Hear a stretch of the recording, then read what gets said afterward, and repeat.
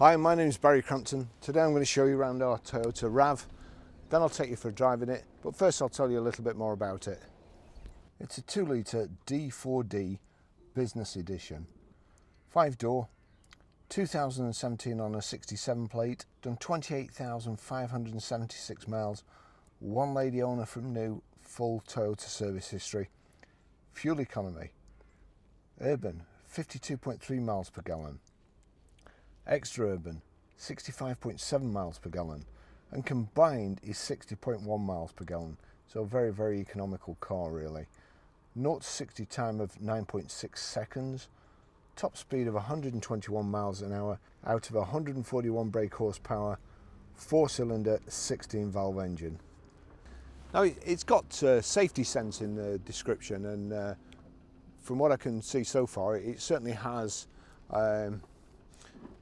the white line detection system, so if you go over the line without indicating, it makes a beeping noise. And I think it may actually, it's not actually done it to me yet, but I'll try it on the test drive.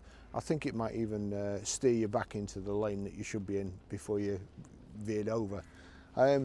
Great specification. I really do like RAV4s. Sold loads in my time as a salesman anyway. Got front parking sensors, the lower lip there, front fog lamps. Round here the lip spoiler is continued as a wheel arch protection, and we've got dark silver and diamond cut alloys. They're really nice, and they've got Yokohama tyres too. The moulding along the sill there to protect that. So we've got the rear privacy glass, the chrome separator between the glass and the doors, integrated rear spoiler here. Just under there you've got reversing camera too, rear privacy glass in the back, possibly one of the ugliest tow bars I've ever seen, but if you don't want it, take it off, and if you do, it's there. Reversing sensors, plenty of room in the back. Back seats fold flat, 60/40 configuration. We've got in the back here, I think that's a full-size spare wheel. Nice and tidy.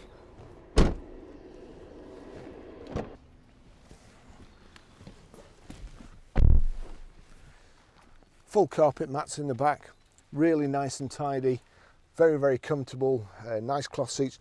That's, I've not moved the seat, that's where I drive, so there's bags of room in the back here. Nice kind of brushed aluminium effect, although I'm sure it's plastic, just finishes it off in the back. And you've got large cup stroke flask holders in the door pockets.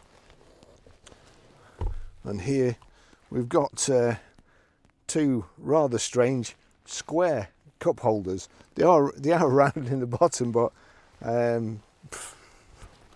it's a strange design. I'll just take you for a ride in it.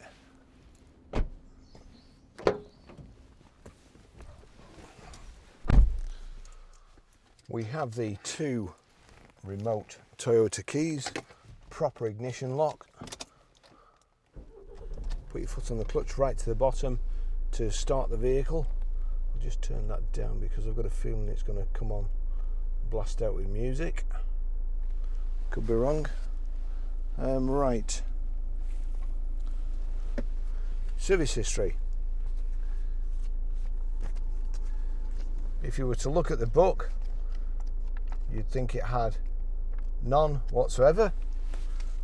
Fortunately, the lady hasn't relied on the Toyota garage to do its job, or their job. There's a couple, but these 3 services. We've redacted the information, although it looks like we need to redact a little bit more there. That was 2018, 2019, 2020, so let's just put them in order. Here we go. Mileage 9,744 miles on the 20th of the 4th 2018, and that was at Bentley's Warrington, who didn't stamp the book. And then 20th of the 7th 2019 at 20,302 miles. That was done at Vantage Toyota Preston, and they didn't stamp the book. 22nd of the 8th 2020 at 27,953. Vantage Toyota again, and they didn't stamp the book.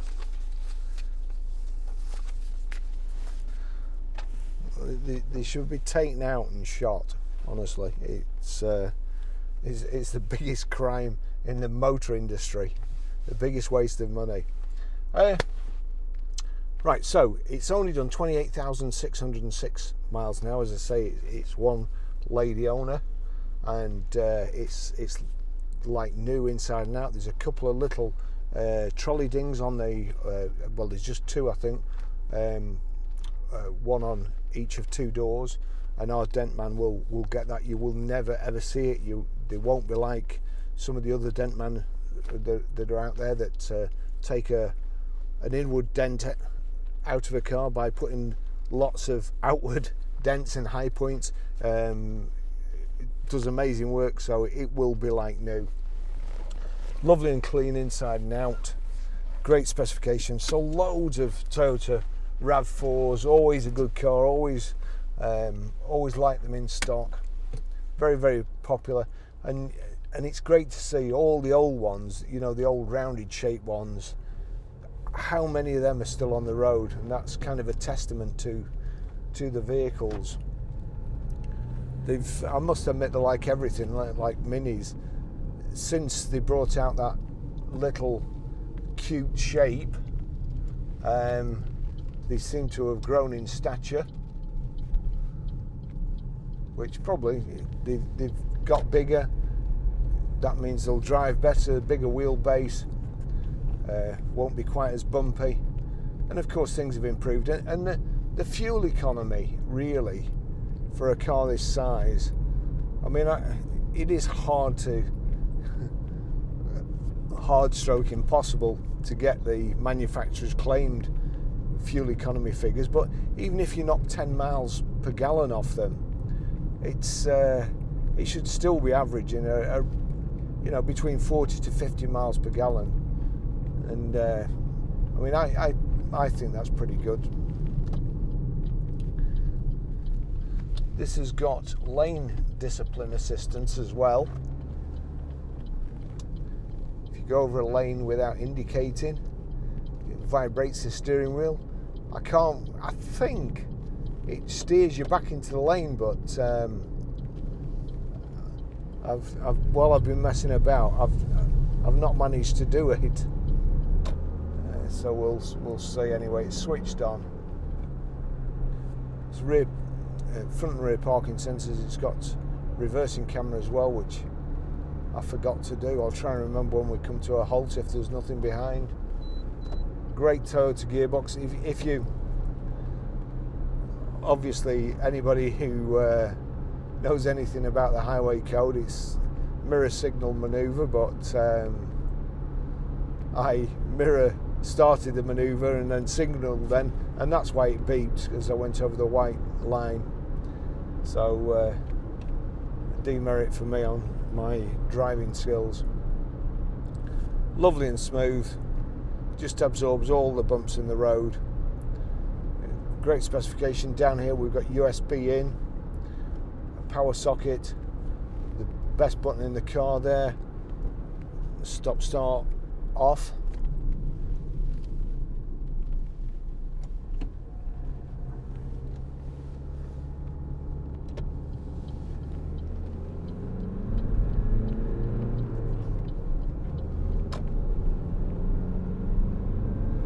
Plenty fast enough. It's got traffic signal recognition as well. In the dash there at the top, it's showing me that sign that we've just gone past, national speed limit. And it's particularly good round here because they're always changing speed limits, and there's a couple of school roads where it's reduced to 20 miles an hour. Even when the children are on furlough, you've still got to do 20 miles an hour. It's showing me 50 here.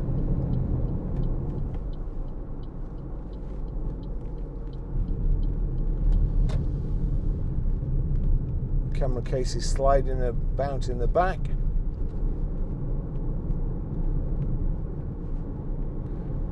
Right, I'll just... It's got Bluetooth hands-free, Bluetooth audio streaming.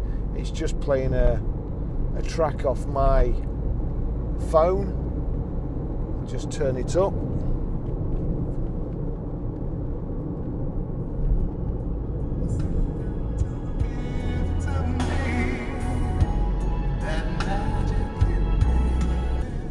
Bit of a soppy record there. I apologise about that in advance. Not a normal rock track. All right, let's just see. There's nothing behind me. Just whack it in reverse. There you go. And as you can see there, the goalposts move. As you move the steering wheel, it's showing you where you will go and what you'll hit if you're not careful.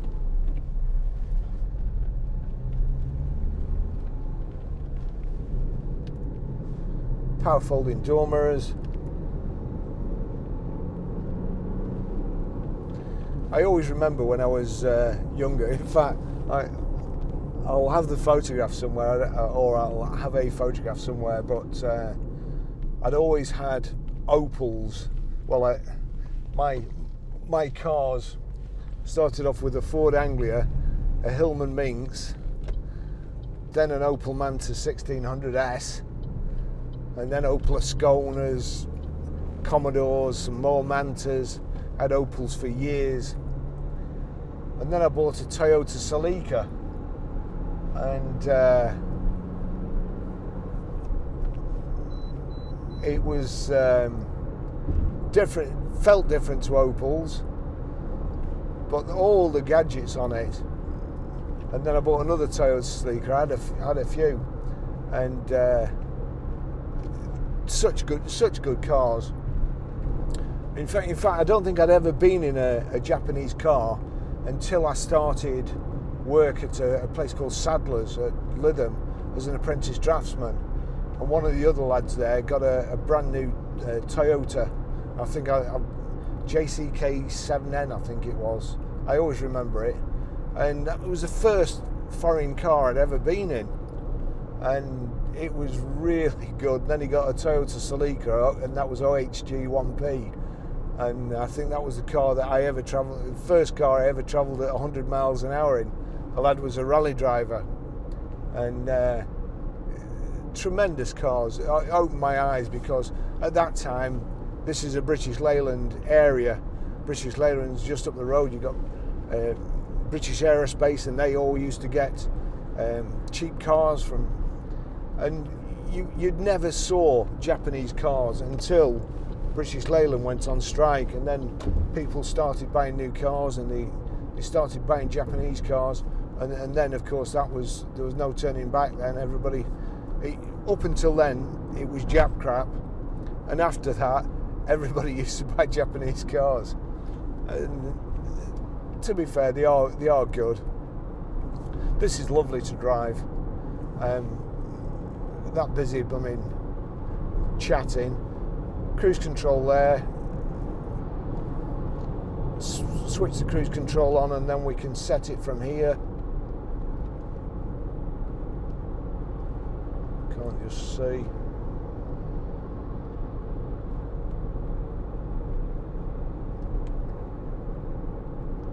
Radar ready. That's the right. So that's also, I can set that from there. So once I've switched the radar on, if I get close there, and then I move the radar and let it do its thing. Oh, I keep clicking too far.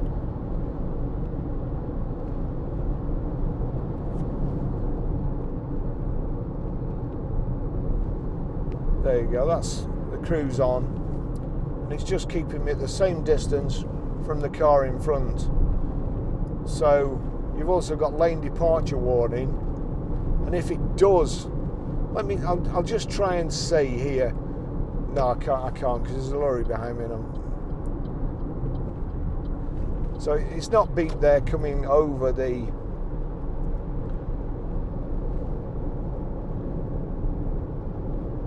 I'll try it further up. I'll just see if it pulls you back into the lane. Some do, some don't. Also, we've got here nav. Turn nav on. Confirm. That's your sat nav. Nice screen there. I'll show you how to set the sat nav, how to delete a mobile, how to pair a mobile, how to stream audio too.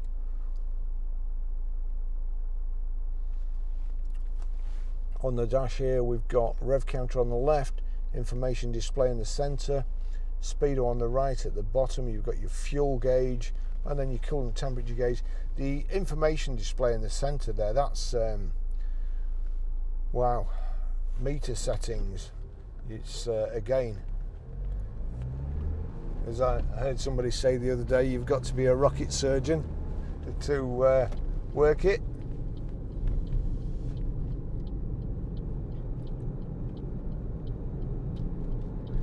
Great driving position.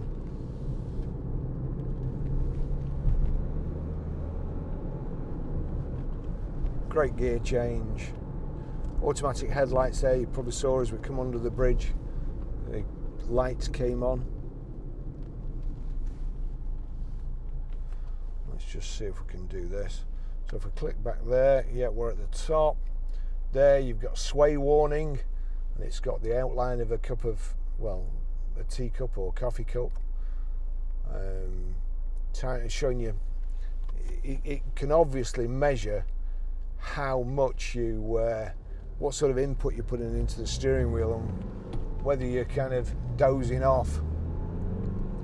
And it's telling you time until rest.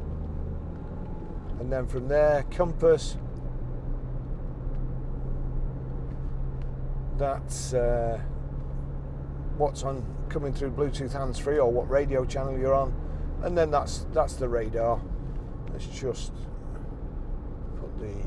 set that again, and there you go. Cruise control set. We're just doing 50 miles an hour. Coming off here.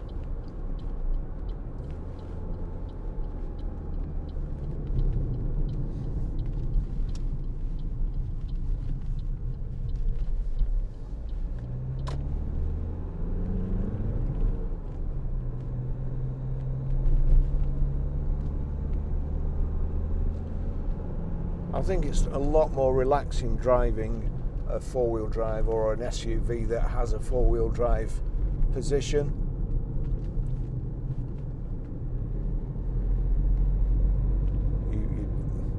You do have to be aware, but you don't have to be as aware as you do in a lower saloon. You can see through people's windows or over the top.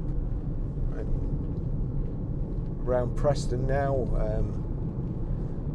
lots and lots of very, very bad roads with potholes in, big potholes. Lots of sleeping policemen everywhere, or as I call them, suspension killers.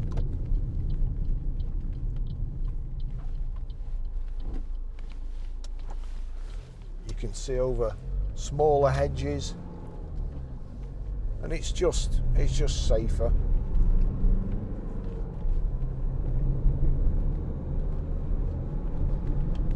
Not really going to get to, I may do here, lots of the markings are worn out. So it's saying there, it's saying radar ready. So that means, now there's a car coming the other side. I need a nice stretch where I can see ahead and behind, so I'm not going to, right, so if I turn over here now, there you go. Is that turning me back? Or was it the camber of the road? I don't know.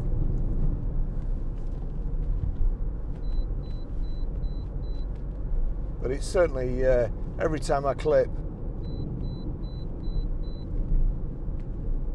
yeah, that has to be turning me back into lane. But I couldn't swear to it. I can't really feel a massive input through the steering wheel.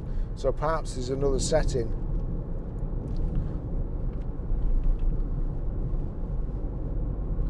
But it's to be hoped she can turn that little beep up as well, because if I nodded off, there's no way that'd be waking me up again.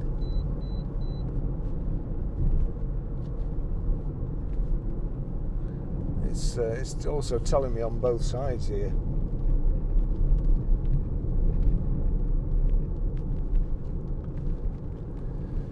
Well, I'll finish the test drive there.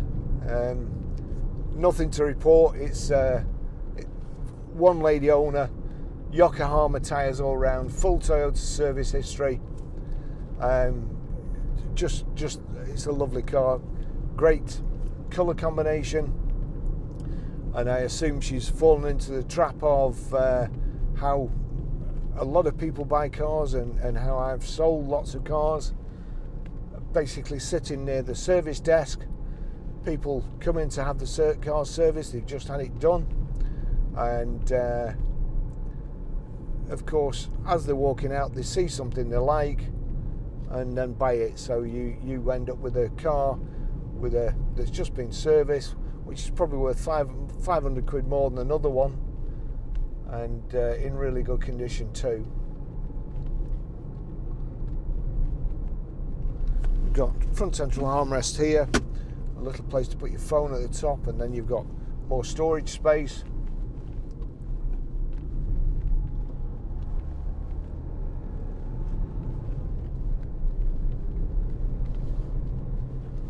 Your mirror controls over here, let me just check them. Over there. That's it. Both working.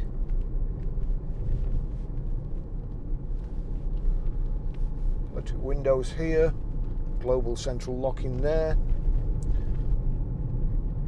The switch to knock the back windows off so the kids can't mess about with them, and then cup holders here. That's kind of a oddments bin stroke cigarette or ashtray is the correct description for it, I think.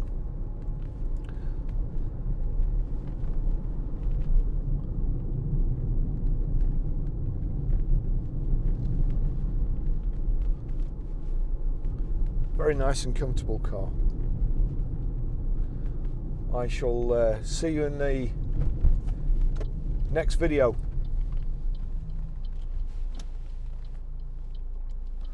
It might just be a Range Rover Sport.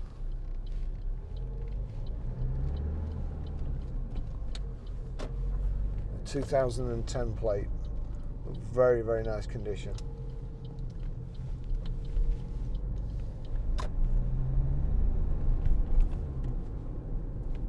Thanks for watching.